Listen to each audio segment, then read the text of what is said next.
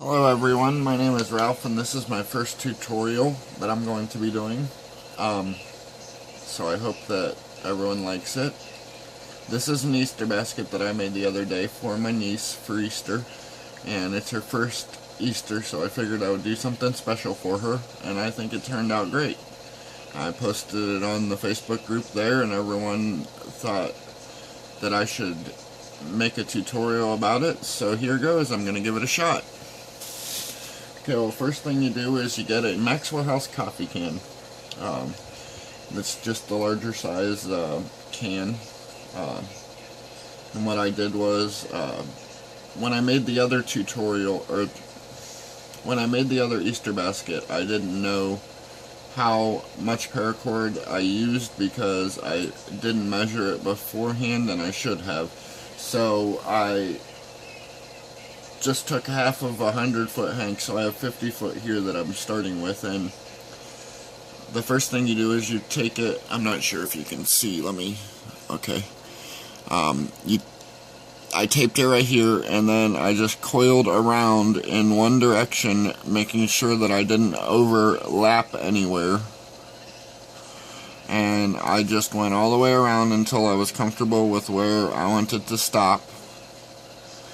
And then I put another piece of tape so that I could work and it wouldn't uncoil, because if you don't hold it, it will just unravel and fall right off. Alright, and I attached my paracord lacing needle, homemade lacing needle, and you take it and you want to make sure that you don't have any knots or anything or anything that's going to get in your way.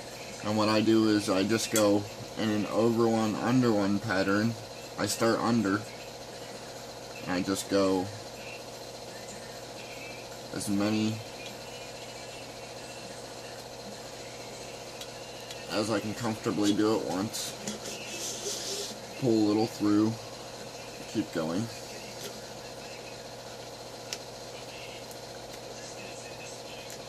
I really love paracording. I've only been doing it for a few months now, and I really got the bug. It's addicting, I'll tell you that much.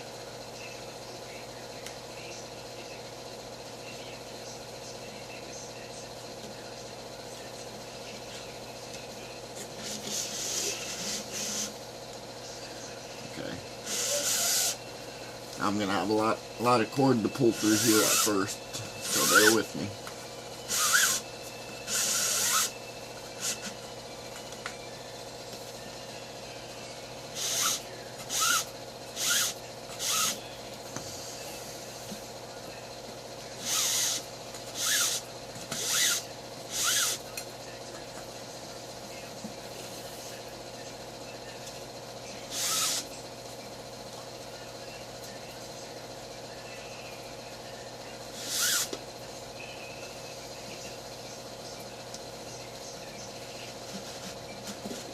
I was afraid of that.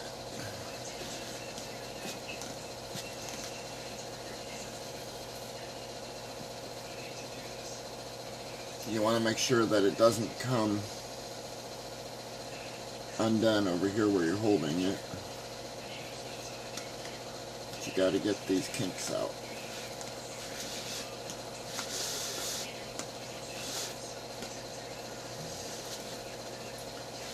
I used the Paracordist tutorial on the can koozie. I believe it was originally either a storm drain or a tying it all together tutorial that he used. But I used the Paracordist video tutorial for inspiration on this. For if you're wondering, I'm getting this part of it right here from that video. Okay, and then after you go under one, over one, all the way up to the top, then you start wherever you come out at, whether it be under or over, you go back in the opposite. So I came out under here, so I'm going back in over here. And now you can go either to the left or the right, I will go to the, let's just go to the left, just for sake of holding that down there, the standing end part of it. So we'll go over, under, over, under, over, under till we get to the bottom.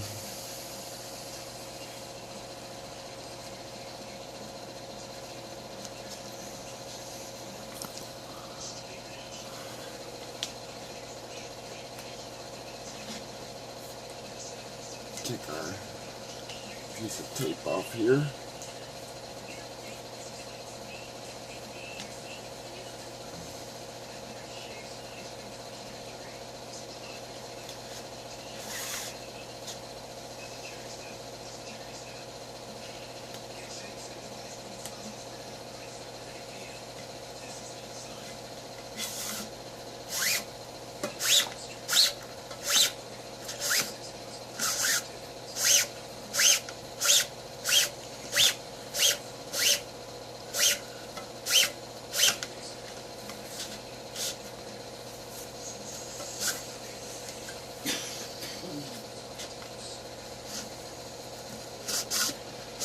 I'm left-handed, if you can't tell, so it's hard for me to learn sometimes from other people because they are using the opposite hand than I am.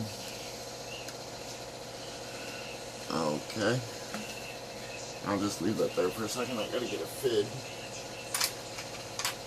Or a spike, I mean. I like using a marlin spike to get this straight. Now, you'll see here, I put lines on the can, and that's just to help me keep it vertical, these lines, because you'll have a bunch of them and you'll want them to be spaced properly, and you want them to be vertical as can be.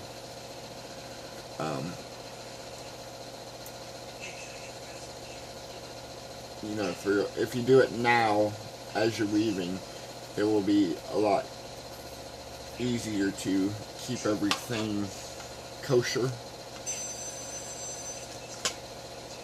with one another.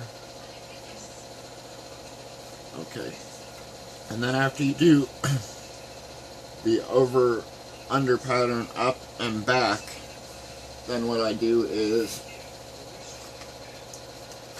how I kept everything evenly spaced was, this just happens to be a fabric ruler for sewing. I use it for my paracord. It's 3/4 of an inch wide, and I just use that kind of as a spacer to make sure that each one is even all the way around. Okay, so you'll see me using that throughout the video.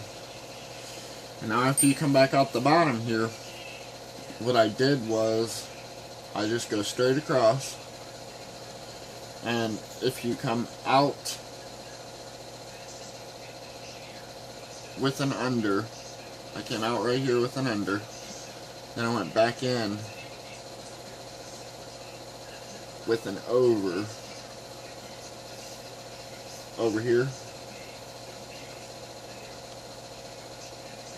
So over, under, as many as you can, and then pull it through, because everyone's fit is going to be different lengths, so you won't be able to do it as much.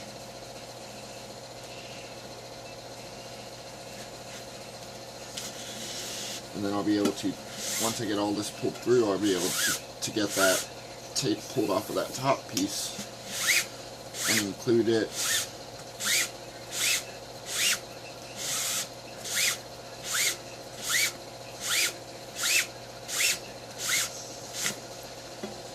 I'm probably going to end up needing more than 50 feet of cord, but I figured that was a good spot to cut it. I have to make 3 of these, so by the third one they ought to be perfect. I ought to get it perfect to as much length as I need. unless I don't remember how many coils I wrapped around at the beginning, which will probably be the case knowing me.